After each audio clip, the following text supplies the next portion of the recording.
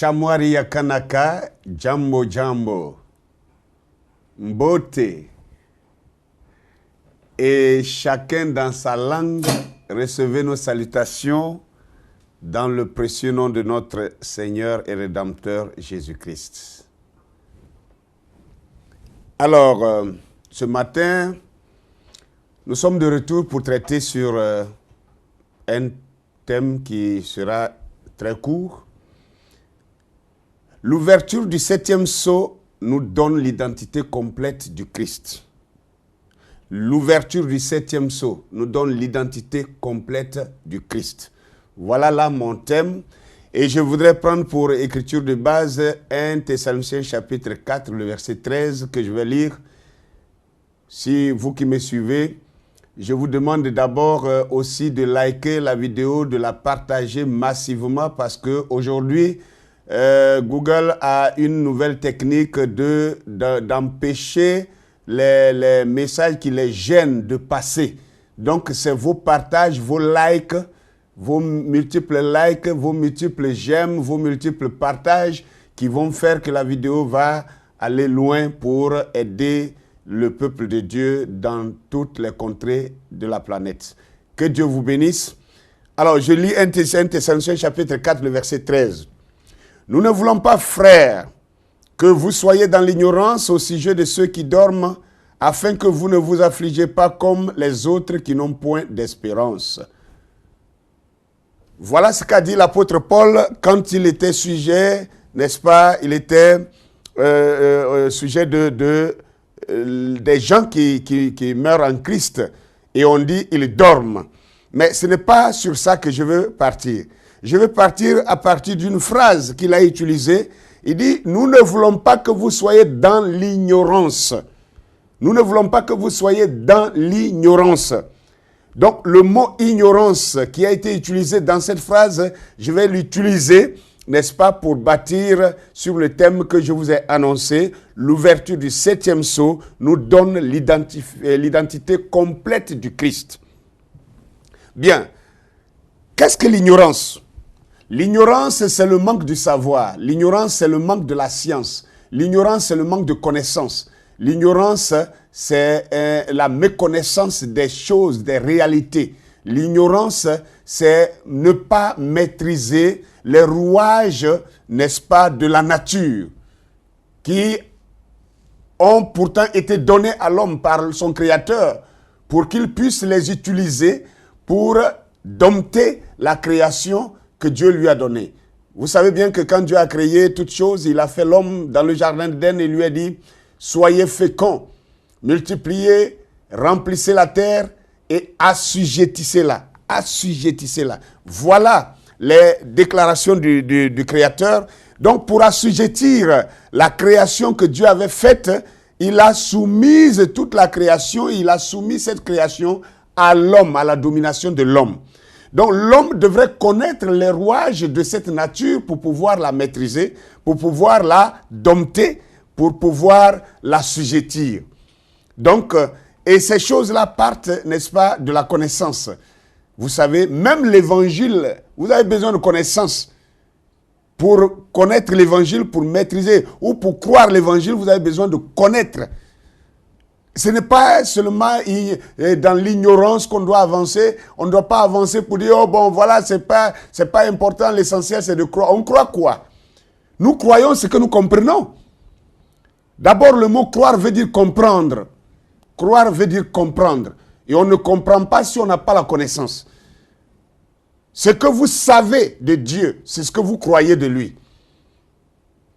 Alors, c'est pour cette raison que le Seigneur Jésus lui-même, au jour de sa chair sur la terre, il a déclaré, vous connaîtrez la vérité et la vérité vous affranchira. Vous connaîtrez la vérité et la vérité vous affranchira. Et ailleurs, dans l'Ancien Testament, il a été écrit quelque part que faute de connaissance, le peuple périt. Faute de connaissance, le peuple périt. Et il a dit aussi ailleurs qu'un peuple qui manque de connaissance est un peuple sans frein. Donc vous voyez que dans tous les angles, l'évangile, la parole de Dieu, le témoignage de Jésus-Christ a besoin de la connaissance. Et je ne parle pas de la connaissance intellectuelle. Non, ce n'est pas de ça que je parle. Mais l'intellect fait partie de la connaissance aussi. Mais ce n'est pas basé, l'évangile n'est pas basé sur la connaissance intellectuelle. Parce que quand vous voyez même les 7 vertus qui sont, n'est-ce pas, demandées dans 2 Pierre chapitre 1, la Bible dit, faites tous vos efforts pour ajouter à votre foi la vertu, à la vertu la connaissance. La troisième vertu, c'est la connaissance. Et la connaissance, c'est le savoir. Vous devez savoir à propos du Dieu qui vous a sauvé. Vous devez savoir à propos de votre Rédempteur. Vous devez savoir à propos de l'Évangile. Parce que celui qui vit dans l'ignorance vous fera vivre en dessous de vos privilèges. L'ignorance vous fait vivre dans la peur. L'ignorance vous fait vivre dans les complexes. L'ignorance vous fait vivre, n'est-ce pas, comme des esclaves. C'est pourquoi Salomon a dit, dans Ecclésiaste chapitre 10, verset 7, Salomon a dit, j'ai vu des esclaves sur des chevaux et des princes marchant sur terre comme des esclaves. Vous voyez cela? J'ai vu des esclaves sur des chevaux et j'ai vu aussi des princes marcher sur terre comme des esclaves. Si le prince a la connaissance de son identité, il ne marcherait pas à pied. Il ne marcherait pas à terre comme un esclave. Il ne vivrait pas comme un esclave. Il ne vivra pas en dessous de ses privilèges. Mais c'est quand le prince ne sait pas qu'il est prince et qu'il pense que l'esclave est le prince, alors il obéit à l'esclave et lui, il prend la place de l'esclave et l'esclave prend maintenant la place du prince. L'esclave va commencer à jouir des privilèges du prince, tandis que le prince, lui, il va perdre ses privilèges et commencer à vivre servant un esclave, lui qui est pourtant prince. Donc, ces choses sont importantes. C'est pourquoi l'apôtre Paul a dit, nous ne voulons pas que vous soyez dans l'ignorance au sujet d'eux. Donc, au sujet de ceux qui dorment, au sujet de ceux qui sont morts en Christ. Donc, nous ne voulons pas aussi que vous soyez dans l'ignorance au sujet de notre Créateur, au sujet de qui est le Seigneur, le Christ qui est venu sauver le monde. Nous ne voulons pas que vous soyez ignorants au sujet du Créateur lui-même. Parce qu'aujourd'hui, que nous le voulons ou pas, dès qu'on dit Dieu, chacun l'imagine blanc. Quand on dit Jésus, chacun l'imagine blanc. Chacun imagine Jésus, un blanc, à des cheveux noirs qui lui tombent sur le dos, et voilà, avec un long nez, voilà, des trucs comme ça. Mais est-ce que la Bible dit ça? La Bible ne dit pas ça. Alors, c'est pourquoi j'ai pris ce thème-là. L'ouverture du 7e sceau nous donne l'identité complète du Christ.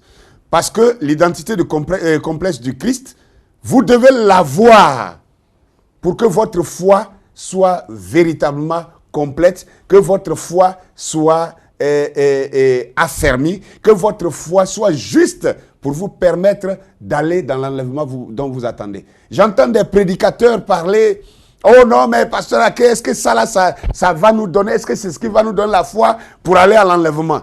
Je dis bien oui. Si vous ne savez pas qui vous a sauvé, comment vous pouvez vous attendre à un enlèvement? Comment vous pouvez vous attendre à un enlèvement? Et imaginez que vous ne connaissez pas qui est votre ennemi. Et que vous marchez dans la rue, vous rencontrez un monsieur, et vous le prenez pour un ami. Et vous marchez avec lui, il vous demande, mais vous allez où? Il dit, non, j'ai un homme là, il y a un gars là, c'est mon ennemi. Il veut me tuer. Mais moi, je me suis préparé. Aujourd'hui là, je m'en vais le trouver. Quand je vais le voir, je vais le tuer. Je vais lui faire ceci. Alors que tu ne sais pas que c'est lui, c'est à lui que tu es en train de s'adresser comme ça. Si tu ne le connais pas, tu ne l'as pas identifié, et tu es en train de lui livrer tes secrets de ce que tu vas faire contre lui, penses-tu que toi, tu vas arriver à destination pour aller le tuer? Parce que tu marches avec lui, il se rend compte que tu ne sais même pas que c'est lui qui est l'ennemi, donc tu vas chercher. Donc nous devons connaître qui nous sommes, qui est notre ennemi. Et nous devons savoir qui est le Sauveur, qui est notre Créateur, qui est Dieu. Voilà pourquoi le prophète de notre jour, William Marion Branham, nous a dit que lorsque le 7e sceau s'ouvre, c'est pour nous montrer 3 choses. La première chose, c'est que nous devons connaître qui est Dieu, quelle est sa nature, où il habite. Et la deuxième chose, nous devons savoir qui nous sommes nous-mêmes. Et la troisième chose, nous devons connaître qui est notre ennemi. C'est-à-dire qui est le diable, qui est Satan. Qui est-il réellement? Tout le monde dit Satan, Satan. Regardez un peu, c'est pourquoi beaucoup d'églises dénominationnelles qui ne connaissent pas la vérité à propos de ça, quand ils vont dans l'église, ils prennent au moins 3 heures de temps. Satan sort, Satan sort, Satan sort, Satan sort, Satan sort. 3 heures, 4 heures de temps. Ils vont crier pour chasser Satan. Et les 1 heure qui reste là, c'est pour dépouiller les gens, offrande, deuxième offrande, troisième offrande. Quand ils finissent, ils s'en vont. Le jour suivant, ils sont encore là pour chasser le même Satan. Mais quel est ce diable que vous chassez qui ne part jamais? Excusez-moi, les comédiens ont fini par se moquer du christianisme. Ils ont fait une comédie en disant que voilà un monsieur qui louait son bâtiment à une église. Et l'église, chaque jour, vient chasser le diable. Satan sort. Pendant des mois. Et puis, il n'arrive pas à payer le loyer. Et le monsieur vient, il dit un matin, il dit, bon, donnez-moi les clés de ma maison. Ils ont dit, mais pourquoi? Il dit, mais vous dites que vous êtes les enfants de Dieu et que votre Dieu est tout puissant, mais tous les jours, vous luttez avec le diable, vous n'arrivez pas à le chasser. Ça fait 3 mois, vous luttez avec lui. Moi, je vous entends, vous le chassez. Mais si quelqu'un que vous chassez tous les jours qui ne va pas, c'est qu'il est plus fort que vous. Donnez-moi ma clé, je vais louer ma maison à Satan, parce qu'il est plus fort que vous. Vous voyez un peu des trucs comme ça. C'est des illustrations. C'est vrai que les comédiens font mal de prendre un sujet comme ça, mais quelque part, ça nous interpelle. C'est parce qu'ils ne savent pas qui est le diable. C'est parce qu'ils ne savent pas qui eux-mêmes ils sont. C'est parce qu'ils ne savent pas qui est leur sauveur, leur rédempteur, leur créateur. Et ça, c'est important de le savoir. Donc, l'ouverture du 7e sceau nous donne l'identité complète du Christ. Alors, c'est pour cela que dans Éphésiens chapitre 4, verset 11 au verset 15, il est écrit ceci que je vais vous lire rapidement. Et il a donné les uns comme apôtres, les autres comme prophètes, les autres comme évangélistes, les autres comme pasteurs et docteurs, pour le perfectionnement des saints en vue de l'œuvre du ministère de l'édification du corps de Christ, jusqu'à ce que nous soyons tous parvenus à l'unité de la foi, à la connaissance du Fils de Dieu, à l'état d'homme fait, à la mesure de la stature parfaite de Christ, afin que nous ne soyons plus des enfants flottants et emportés à tout vent de doctrine, par la tromperie des hommes, par leur ruse, dans les moyens de séduction, mais que, professant la vérité, dans la charité, nous croissions à tous égards à celui qui est le chef Christ. Ah! La Bible nous dit ici, exactement au verset 13 de ce chapitre d'Éphésiens 4 que je viens de lire, que jusqu'à ce que nous parvenions à l'unité de la foi et à la connaissance du Fils de Dieu. À la connaissance du Fils de Dieu, à l'état d'homme fait, à la stature parfaite de Christ. Bien, les Éphésiens, comme beaucoup clament d'être des Éphésiens, je sais qu'il y a beaucoup de prêcheurs, mais peu d'Éphésiens. Parce que le Seigneur Jésus a dit, la moisson est grande, mais il y a peu d'ouvriers. Mais aujourd'hui, est-ce que vous pouvez dire réellement, si on comprend la chose littéralement, est-ce qu'on peut dire qu'il y a un manque de serviteurs de Dieu? Il y en a des millions. À Abidjan, où nous sommes ici, dans chaque maison, à chaque 3 maisons, il y a une église. Chaque 3 maisons, il y a une église. Chaque 3 maisons, il y a une église. Dans les salons, dans les maisons. Sans compter les églises grandement construites. Donc, il y a des serviteurs de Dieu partout. Mais pourquoi Jésus pouvait dire encore qu'il y a peu d'ouvriers? Les vrais ouvriers sont très peu. Il y a plein de prêcheurs, mais peu qui peuvent réellement sonder les Écritures pour ressortir la vérité de la parole de Dieu, pour le donner aux gens. C'est de ça qu'il est question. Donc, c'est ceux-là qu'on appelle les Éphésiens. Et le rôle des Éphésiens ici, c'est de perfectionner l'épouse du Seigneur Jésus-Christ, c'est de perfectionner le peuple de Dieu. et conduire ce peuple-là à la connaissance parfaite du Fils de Dieu. Ok, qui est Jésus? On dira Jésus, c'était le fils de Marie. Il était, voilà, il est né à Jérusalem, il est né à Nazareth. C'est tout. C'est fini. Mais Jésus, il était de quelle couleur? Ah non, Dieu n'a pas de couleur. Jésus, il était Dieu, donc Dieu n'a pas de couleur. Dieu n'est ni noir, ni blanc, ni jaune, ni vert. Tu es un menteur. Tu es un embrouillé. Tu ne connais rien. Tu es un endoctriné. Tu es un ensorcelé. Tu es ensorcelé. Tu dois sortir de ça. Même Dieu a une couleur. Les couleurs ne sont pas là au hasard. Les couleurs ne sont pas là au hasard. Les couleurs représentent des choses. Et Dieu lui-même a une couleur. Maintenant, Jean 4, verset 24 nous dit Dieu est esprit et il faut que tous ceux qui l'adorent en esprit et en vérité. Dieu dans son état d'esprit, vous pouvez me dire, bon, l'esprit n'a pas de couleur. S'il n'a pas de couleur, il n'existe pas. Dieu, quand il s'est fait voir, toutes les fois que Dieu s'est... Vous savez que même Ésaïe a vu Dieu. Allez lire Ésaïe chapitre 6. Dieu a vu, Ésaïe a vu Dieu assis sur son trône dans le ciel. Et il y avait des anges, des séraphins et des chérubins qui volaient par-ci, par-là. Et il a dit, « Hey, je suis un homme aux lèvres impures, habitant un peuple impur. Malheur à moi, car mes yeux ont vu l'Éternel des armées, le roi. » Et un ange a volé pour prendre une pierre ardente sur l'autel pour toucher à sa bouche et dire, voilà, ton iniquité est expiée. Et maintenant, il a envoyé Ésaïe. Et l'Éternel lui a parlé. Ésaïe a vu Dieu. Ézéchiel a vu Dieu. Daniel a vu Dieu. Jean a vu Dieu. Tous ces gens-là ont décrit Dieu comme étant un individu assis sur un trône et ils ont décrit ses caractéristiques. Je crois que je l'ai déjà démontré dans des vidéos passées. Vous pouvez chercher mes vidéos passées. J'ai prêché une vidéo que j'ai intitulée « La description raciale de Dieu et de son peuple dans les Écritures ». Vous allez voir là-bas.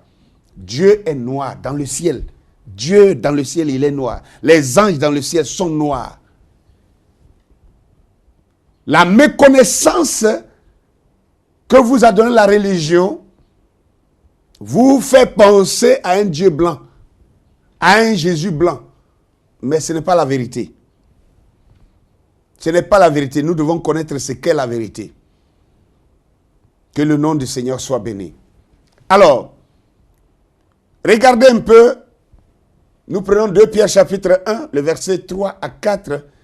Là-bas, l'apôtre Pierre nous parlait aussi en disant, comme sa divine puissance nous a donné tout ce qui contribue à la vie et à la piété au moyen de la connaissance de celui qui nous a appelés à sa propre gloire et à sa vertu, lesquels nous assurent de sa part les plus grandes et les plus précieuses promesses, afin que par elles, vous deveniez participants de la nature divine en fuyant la corruption qui existe dans le monde par la convoitise.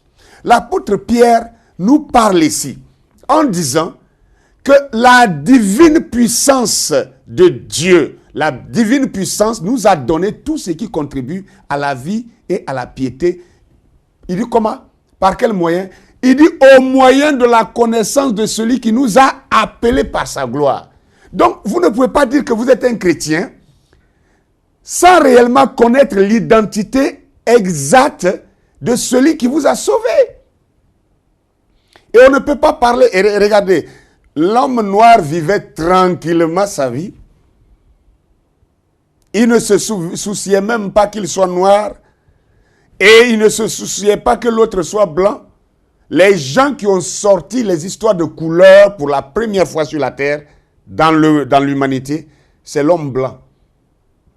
C'est les Occidentaux qui ont commencé à développer une science selon laquelle les humains ont plusieurs couleurs et quand on est de telle couleur, c'est qu'on est inférieur à telle autre couleur. Celui qui a telle autre couleur est supérieur à telle autre couleur. C'est les Occidentaux qui ont fait ça.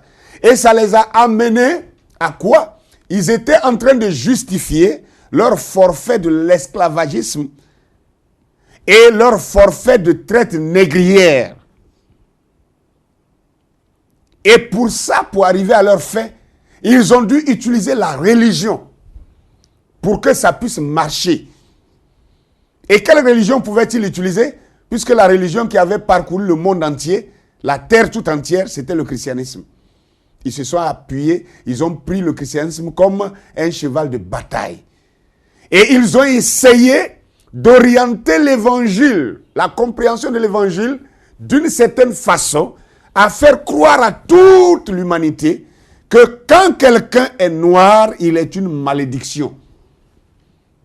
Et que l'être noir, un être humain qui est noir, il n'a pas d'âme, il est maudit, donc il est digne d'être esclavagisé, il est inférieur aux autres, et qu'il n'est pas différent d'un animal. Voilà les choses qu'ils ont faites. Et c'est comme ça qu'ils ont pu arriver. Regardez, aujourd'hui, les politiciens ont compris ça. Et ils utilisent les mêmes choses. Chaque politicien veut faire sa politique en s'asseyant sur une religion dominante dans son pays. Et les gens plongent dans cette bêtise-là comme ça. Dieu n'a rien à voir avec ça. Dieu n'a rien à voir avec ça. La Bible n'est pas fausse. Mais la Bible a été utilisée par les Occidentaux pour atteindre leur fin, qui était celui de la domination des autres races sur la terre. Et aujourd'hui, ça effraie l'homme noir maintenant. Quand on parle de christianisme, ah non, c'est la religion du colon. Le christianisme n'a jamais été la religion du colon. Nous avons démontré par la même Bible que le christianisme est arrivé en Afrique avant d'aller en Europe. 20 ans. Le christianisme est rentré en Afrique 20 ans avant que les Européens ne connaissent l'évangile. Quand l'évangile a quitté Israël, l'apôtre Paul a été converti. Regardez d'abord que le Saint-Esprit descend le jour de la Pentecôte. C'est le jour-là, la naissance de l'église du Seigneur Jésus-Christ. Quand le Saint-Esprit a baptisé 120 personnes dans la chambre haute. Ils sont sortis, ils ont prêché. Le même jour, ils ont eu 3000 membres.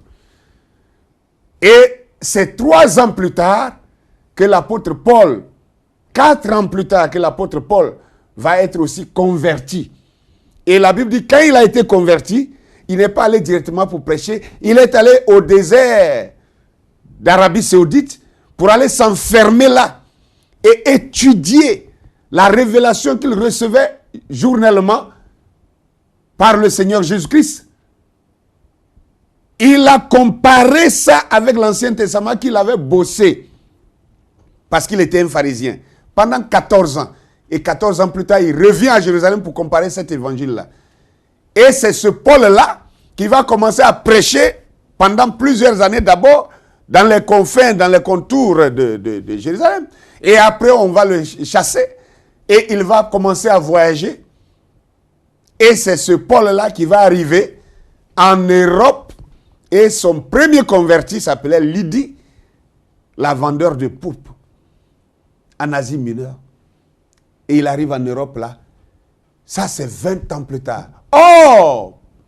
Le jour de la Pentecôte, quand le Saint-Esprit est descendu, les 3000 âmes qui ont été gagnées, il y avait déjà un Africain dedans, qu'on appelait l'eunuque éthiopien, qui lui a pris l'évangile là, baptisé du Saint-Esprit et d'eau, au nom du Seigneur Jésus-Christ, et il est rentré en Afrique avec le christianisme.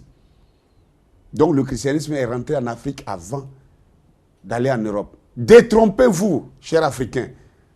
C'est pourquoi j'ai dit, ne soyons pas des princes marchands à pied, comme des esclaves, pendant que les esclaves sont sur des chevaux, qui est censé être l'endroit où devaient être les princes. Nous sommes les princes de Dieu. La preuve, vous pouvez voir, c'est pour cette raison que l'homme noir est détesté dans tous les continents dans tous les pays du monde. On abat les Noirs comme des animaux. On les maltraite. On leur crache dessus. On les repousse. On les réprime partout. C'est parce que vous êtes de la race de Dieu. Dieu n'est pas aimé sur la terre. Dieu n'est pas accepté. Le monde est soumis au diable. C'est ça la vérité. Et tout ce qui est de Dieu est rejeté. 1 Jean chapitre 4 verset 2 nous dit quoi? Reconnaissez à ceci l'Esprit de Dieu.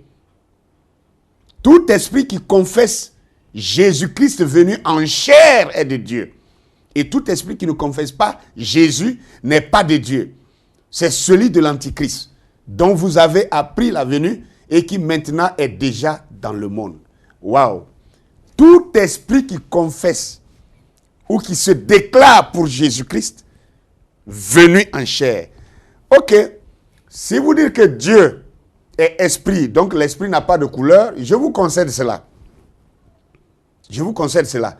Mais la Bible dit ce Dieu qui est esprit, il est venu en chair. Il est venu en chair. Et si vous lisez Hébreux chapitre 2, à partir du verset 14, vous allez voir là-bas aussi qu'il est dit que puisque les enfants participent au sang et à la chair, lui aussi, il a participé au sang et à la chair. C'est-à-dire Dieu a participé au sang et à la chair. Dieu est venu dans la chair humaine. Alors, une chair humaine, tous les humains sur la terre ici ont des couleurs. Vous le savez très bien. Tous, autant que nous sommes, nous avons tous des couleurs. Moi, je suis un noir, un Africain, je suis noir. Et je suis fier. Les Européens sont blancs. Les Indiens sont jaunes. Non, les Indiens sont rouges. Les Chinois sont jaunes. Vous le savez. Et ils ont départagé les races en 4 races à cause des couleurs. Maintenant, si c'est le cas, s'il y a 4 couleurs et qu'il n'y a pas un homme vert, il n'y a pas un homme bleu, il n'y a que des hommes noirs, des hommes jaunes, des hommes rouges et des hommes blancs. Donc 4 couleurs. Maintenant, le Christ qui est Dieu là, le Christ qui est Dieu, quand Dieu est venu sur la terre, Dieu s'est fait chair, il a habité parmi les hommes là. Il était de quelle couleur? Ça aussi, vous ne voulez pas qu'on le dise? Pourquoi? Vous avez quel problème? Vous avez quel problème? Vous êtes des princes qui ont perdu leur identité et qui se retrouvent comme des esclaves,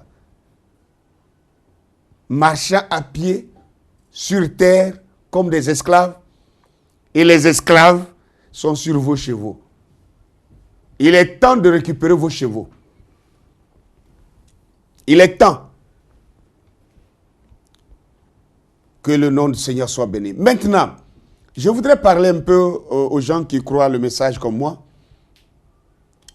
que il y a quelque chose, nous devons avoir une méthodologie de travail. Quand on commence à parler, non, mais le pasteur Ake, il est devenu historien, il a laissé le message. Laisser le message, ça veut dire quoi? Vous savez comment William Branham a souffert pour prêcher cette révélation-là, que vous jouez avec ça? Vous en avez fait une dénomination aujourd'hui? C'est devenu une dénomination. Parce que si on avait compris la méthodologie de travail de William Branham, les gens n'allaient pas se mettre là à adorer les photos de William Branham. Les gens n'allaient pas se mettre là à diviniser le prophète. Un prophète est un porte-voix de Dieu. C'est un messager. Le messager n'est pas le maître. Le maître vient parler au travers de son messager, mais le messager n'est pas le maître. Si on avait compris ça, il n'y aurait pas toutes ces tendances. C'est parce que l'identité de Christ est méconnue. Oui. Elle est méconnue, son identité. Si elle avait été bien connue, les gens ne se jetteraient pas dans ces balivernes. J'appelle ça des balivernes. Écoutez ce que l'apôtre Paul va dire d'abord. L'apôtre Paul nous dira dans 1 Corinthiens chapitre 14, verset 6. Et maintenant, frères, de quelle utilité vous serais-je si je venais à vous parlant en langue et si je ne vous parlais pas par révélation, par connaissance, ou par prophétie, ou par doctrine? Quelle utilité vous serais-je si je venais à vous en parlant seulement en langue, blablabla, comme le font toutes les églises aujourd'hui? C'est pitoyable d'ailleurs. 1 Corinthiens 14 nous a dit que si vous parlez en langue, ce n'est pas mauvais, c'est une bonne chose. Mais si tout le monde se met à parler en langue dans une église, qu'il n'y a personne pour interpréter, il dit taisez-vous. Parce que si un homme qui vous visite, qui n'est pas chrétien, qui vient pour s'enquérir, s'il rentre dans l'église, que tout le monde blablabla, oh bababa, maman, papa, oncle, nièce. Si tout le monde se met à faire ça, il dit, mais cet homme ne vous prendra-t-il pas pour des fous? Mais si vous prophétisez qu'un homme entre, il tombe sur ses genoux, il reconnaît que Dieu est réellement au milieu de vous. Voilà ce qu'il a dit. Et c'est pourquoi il dit ici, de quelle utilité vous serais-je si je venais à vous seulement en parlant en langue? Et si je ne vous parlais pas par révélation, ou par connaissance, ou par prophétie, ou par doctrine? Quelqu'un va dire, mais il y a quoi de... Voilà, c'est simple. Attention. Paul a cité 4 grands points que vous devez faire attention à ça. Ah non, j'ai la révélation. La révélation, c'est bon, mais ça ne suffit pas. Paul nous cite les éléments que nous devons avoir en tant que serviteurs de Dieu, de véritables serviteurs de Dieu, pour être sûrs d'avoir compris l'évangile et d'avoir compris le message que le messager nous a donné. Nous devons avoir la révélation. Nous devons aussi ajouter à la révélation la connaissance. Nous devons ajouter à la connaissance la prophétie. Nous devons ajouter à la prophétie la doctrine. C'est ça la réalité. Quand je dis prophétie, il ne s'agit pas de se mettre là à dire « Oh, ainsi dit le Seigneur ». C'est pas de ça que je parle. Un véritable docteur qui peut entrer, qui peut sonder les profondeurs des Écritures, il vous parlera, il vous prêchera, il vous enseignera des messages prophétiques. Il y a quelques années en arrière, où je parlais un peu de la levée de la Russie, c'est vrai que tout le monde dans le message dit, voilà, observez le roi du Nord, observez le roi du Nord, parce que le prophète a dit ça. Mais ça voulait dire quoi? Ça voulait dire quoi? Ça voulait dire quoi? Il fallait qu'on creuse. Et j'avais parlé de ça, je crois, il y a environ 5 ans en arrière. Et aujourd'hui, la chose est en train de s'accomplir. On voit des chefs d'État qui se lèvent et qui vont prêter allégeance au roi du Nord, qui est le président russe, Vladimir Poutine. Et nous voyons que les Russes aujourd'hui sont allés traiter une alliance des accords politiques et militaires avec l'Iran.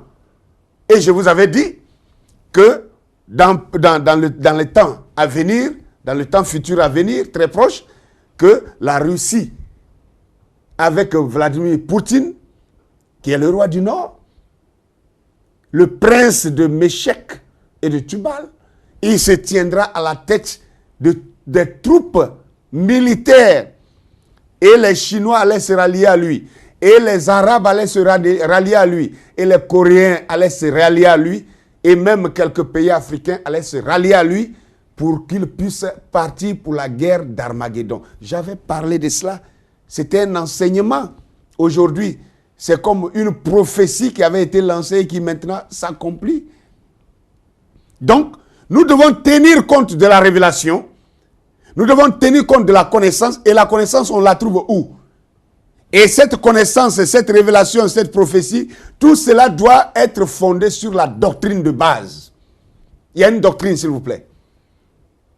Comme le prophète a parlé de conduite, ordre et doctrine. Les gens répètent conduite, ordre et doctrine, COD, COD. Mais COD, ça voulait dire quoi? Le COD, ça veut dire quoi?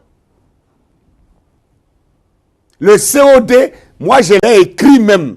Je l'ai écrit sur mon document COD. Vous pouvez regarder, ça fait plusieurs années que j'ai écrit ça. Vous pouvez le voir. J'ai dit, la conduite nous amène dans la communion. Et l'ordre nous donne le succès. Et la doctrine nous donne la vie. Voilà ça. Conduite, ordre et doctrine. La conduite, ça nous donne la communion. Et l'ordre, si vous respectez l'ordre des choses, si vous êtes ordonné vous-même, cela vous donne du succès. Et si vous vous tenez sur la doctrine de base, cela vous communique la vie. C'est dans l'ordre des choses que Moïse a dit à Josué que si tu tiens, Dieu a dit à Josué, tiens-toi sur le message que j'ai révélé à mon serviteur Moïse. Lis-le jour et nuit et ne t'en détourne ni à gauche ni à droite. Si tu es ordonné de la sorte, alors tu auras du succès dans tes entreprises. Voilà. Et c'est quand vous recevez la vérité ou une bonne information, la personne vers qui vous allez premièrement, la personne à qui vous pensez, allez lui apporter cette bonne nouvelle, c'est quelqu'un qui est en bon terme avec vous. Premièrement, c'est quelqu'un qui se comporte bien avec vous. C'est celui-là que vous appelez votre ami, votre camarade, votre collègue. C'est celui-là vers qui vous courez en premier. Donc, votre conduite provoque la communion. Et l'ordre, si vous êtes ordonné, alors cela vous donne du succès. Et si vous vous accrochez à la doctrine de base, cela vous communique la vie. Donc, c'est des choses que nous devons connaître.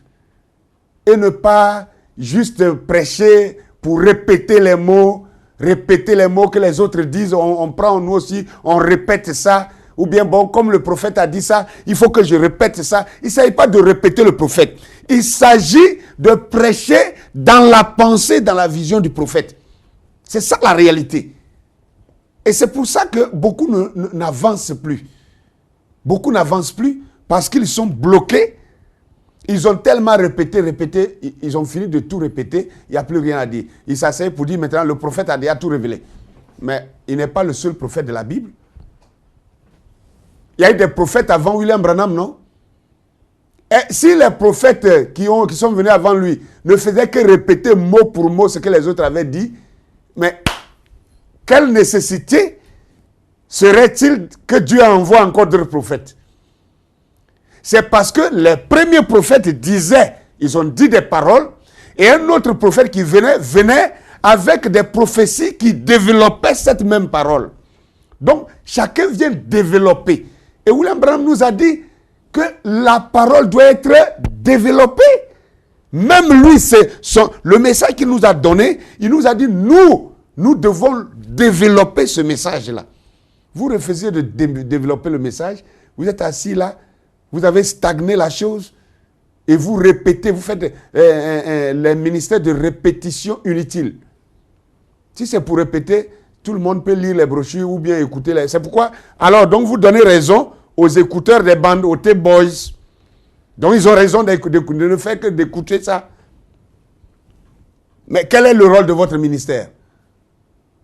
Le ministère, ce n'est pas pour répéter.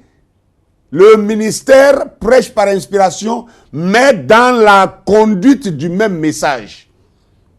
C'est pourquoi l'apôtre Paul dit ici, il devrait aller vers les gens par révélation ou par connaissance et par prophétie et par doctrine. Voilà 4 choses, 4 points importants. Donc, selon la révélation, quelle est la révélation que nous avons reçue? Un prophète a été envoyé au temps de la fin et il nous a envoyé un message glorieux. Le message est la révélation de ce jour. C'est la révélation de ce jour. Maintenant, à ce message, nous devons attacher la connaissance. Et la connaissance, où est-ce qu'on l'acquiert? Nous lisons la Bible, nous lisons le message, mais nous lisons aussi l'histoire, nous lisons les informations quotidiennes pour pouvoir dire ce que le prophète avait dit là, voilà ça qui est en train de s'accomplir. Il ne s'agit pas de répéter ce qu'il a dit. Il s'agit de montrer aux gens ce qu'il avait dit et qui devait arriver et qui est en train d'arriver. Vous devez être de bons conducteurs qui ont des yeux ouverts pour montrer au peuple maintenant ce qui est en train de s'accomplir dans les prophéties que le prophète avait laissées. Et vous devez donner aussi des messages prophétiques. On donne des enseignements prophétiques. Nous avons dit, actuellement, moi j'ai dit, nous sommes maintenant au réveil du midi. Nous sommes au réveil de la reine du midi. C'est pourquoi, vraiment, j'apprécie beaucoup mon cher ami du côté de l'Afrique centrale. Mon ami le King Fortuné, le docteur King Fortuné de Pointe-Noire. Vraiment, c'est un garçon que j'apprécie beaucoup parce qu'il a compris aussi la vision. Et il est dans la vision. Et aujourd'hui, des serviteurs commencent à emboîter le pas. Ne soyez pas en retard, s'il vous plaît. Je salue mon jeune frère Cyril Wack du côté du Gabon. Et je salue aussi mon ami Pierrot, docteur Gomat, qui sont en train de renchérir la chose pour qu'on avance.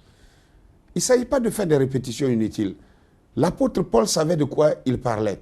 Et maintenant, regardez un peu comment William Branham, lui, il a avancé avec ça. Regardez, nous allons lire. Il le dit dans le 7e sceau. 7e sceau, à la citation 413. Si vous prenez l'exposé des 7 sceaux, c'est à la citation 413. 7e sceau. Il dit ceci. Donc, la vision, plus la parole, plus l'histoire, plus les âges de l'Église, et tout cela s'harmonise ensemble. Vous avez bien compris ça? Donc, la vision, plus la parole, plus l'histoire, plus les âges de l'Église. 4 choses aussi. Dans notre temps. Il dit, tout cela s'harmonise ensemble. Alors, vraiment, je peux dire, d'après ce que je comprends, et en conformité avec la parole de Dieu, avec la vision et la révélation, que l'interprétation de cela est ainsi dit le Seigneur.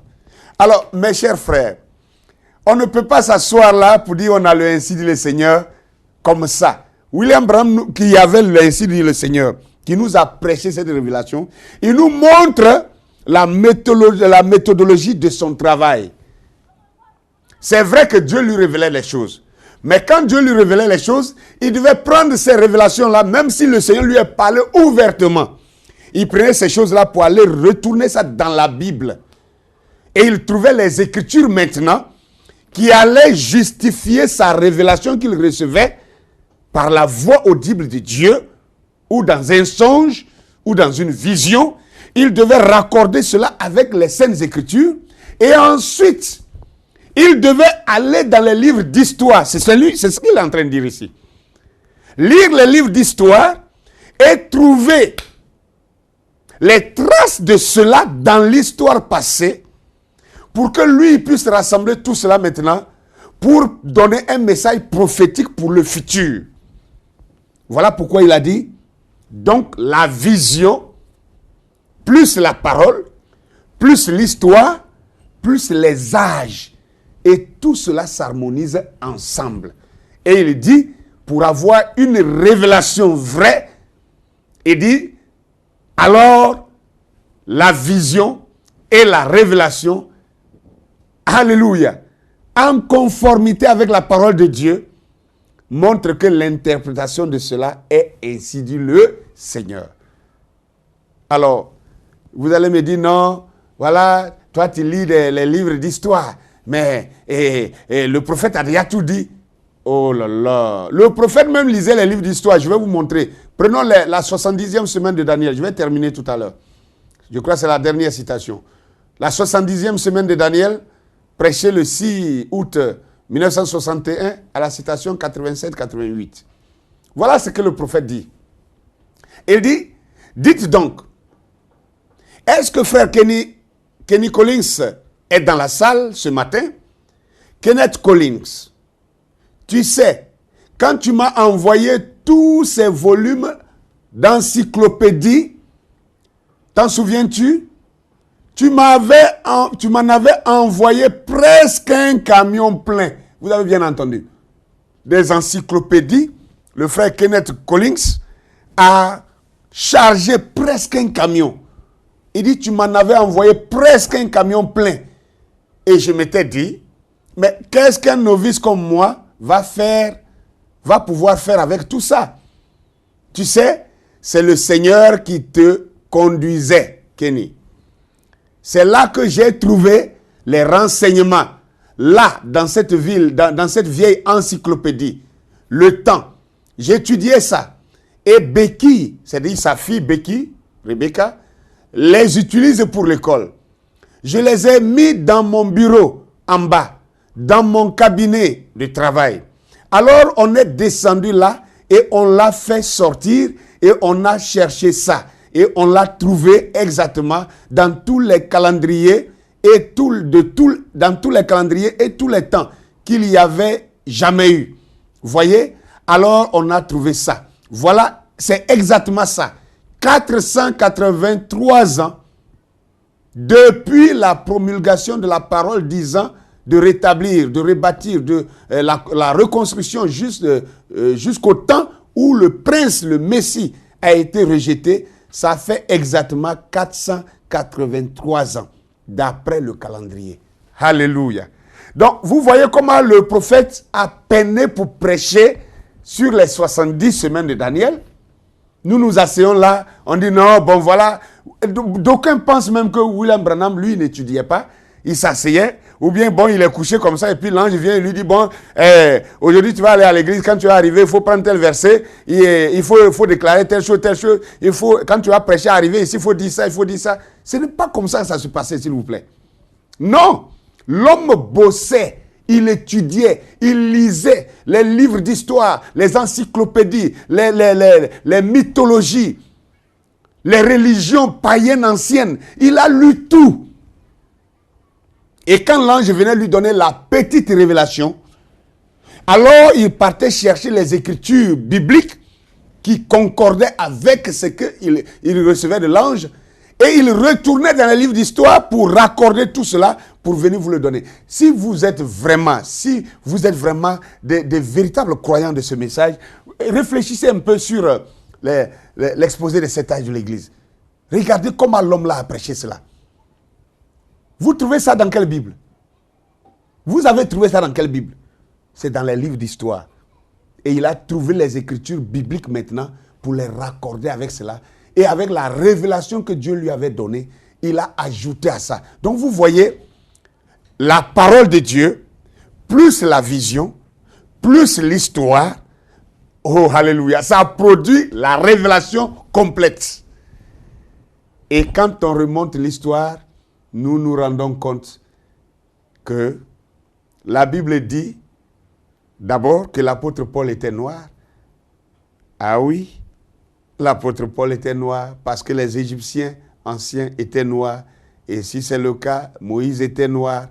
Si Moïse était noir, les enfants des Hébreux étaient noirs. Et si les Hébreux étaient noirs, Jésus est né en tant qu'un Hébreu. Et il a dit le salut vient des Juifs. Il n'a pas dit le salut vient des Américains. Il n'a pas dit ça vient des Européens. Il a dit le salut vient des Juifs. Parce que lui, il était né sur la terre en tant qu'un Juif. Et donc, quelle est la couleur des Juifs en ce temps? Les Juifs étaient noirs, dit William Marion Branham. Dit aussi l'histoire, parce que c'est dans l'histoire qu'il a lu, il a trouvé ça aussi. Et il a déclaré ça. Il n'a pas dit le contraire. Comment les Juifs pouvaient-ils être noirs pour que Jésus, lui, naisse blanc? Je vous laisse ça comme une question. Partagez la vidéo, likez la vidéo. Et j'ai beaucoup d'autres messages que j'ai déjà traités comme ça, avec des preuves bibliques. Que Dieu vous bénisse et à la prochaine.